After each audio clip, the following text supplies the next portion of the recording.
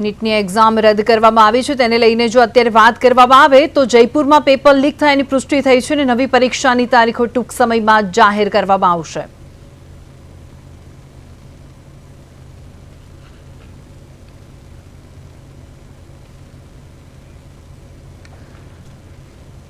तो आ साथे ज फोन लाइन पर उपस्थित है विवेक पांडे, मेडिकल एजुकेशन एक्टिविस्ट है।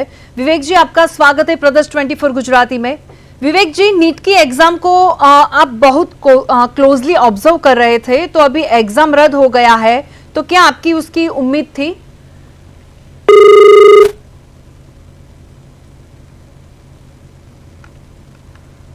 लागे छे मारो अवाज नहीं जई रह्यो। तो 8 महीना रोज केंद्रीय एजेंसीओं ने तपासनी सौंपाई छे कार्यवाही अने नवेसरथी एडमिट कार्ड जाहिर करवामां आवशे। 720 मांथी 600 मार्क्सना जे रीतना क्वेश्चन छे ए लीक थया छे अने श्रीकरनी जे एंटी पेपर लीक कायदा हेठळ कार्यवाही करवामां आवशे ने जयपुरमां पेपर लीक थयानी पुष्टि करवामां आवी छे।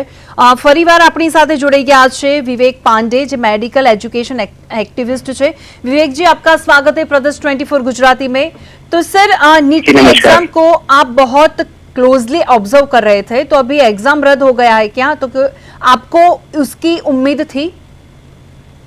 नहीं जी, मुझे एग्जाम रद्द होने की तो उम्मीद नहीं थी, क्योंकि पिछले 7-8 सालों से मैं लगातार नीट परीक्षा को देखते आ रहा हूँ। हम 2016-17 की लड़ाई हो या 24 की लड़ाई लड़ते चले आ रहे हैं। तो ऐसा पहली बार हुआ है कि भारत सरकार ने इसको स्वतः संज्ञान लेते हुए एग्जाम को रद्द कर दिया है। लेकिन मैं फिर भी कहूंगा कि ये सरकार का सिस्टम का बहुत बड़ा फेलियर है, क्योंकि 2024 में हमने देखा कितने बड़े स्तर पर पेपर लीक होता है, उसके बाद भी एनटीए इस पर संज्ञान नहीं लेती है, कार्रवाई नहीं करवा पाती है।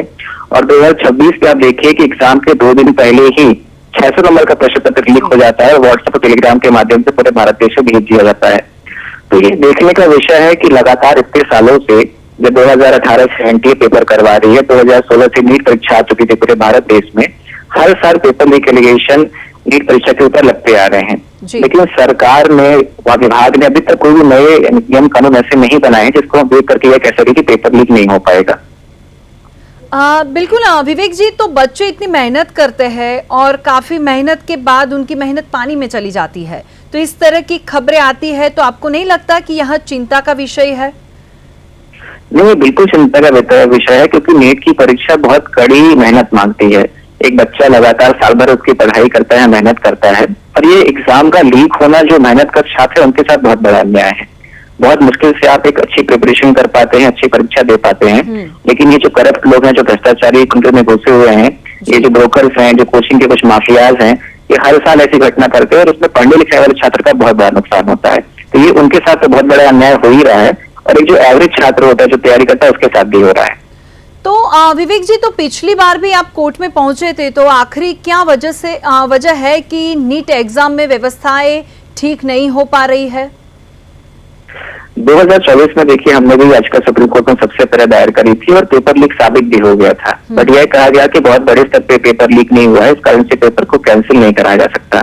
अब हर साल पेपर लीक इस कारण से हो रहा है क्योंकि नेशनल टेस्टिंग एजेंसी के पास इतनी क्षमता नहीं है, जो मैं समझता हूँ कि वो 25 लाख या 24 लाख बच्चों का पेपर साफ सुथरे तरीके से एक बार करा पाए।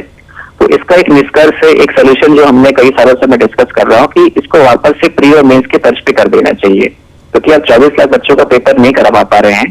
तो जैसा कि पहले AIPMT 2013 में और 15 में हुआ करती थी, इसको आप प्रीलिम्स कर दीजिए।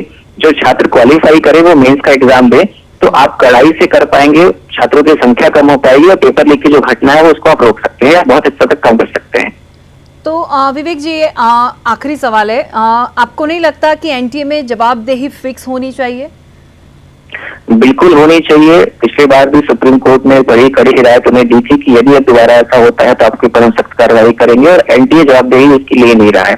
एनटीए में ज्यादातर जो कर्मचारी है वो आउटसोर्सिंग के हैं, तो वहाँ पे परमानेंट तौर पे लोग काम नहीं कर रहे हैं। इस कारण से देखा गया कि कोई ना कोई ऐसा लूप होल निकाल लेते हैं और पेपर को लीक करवा देते हैं।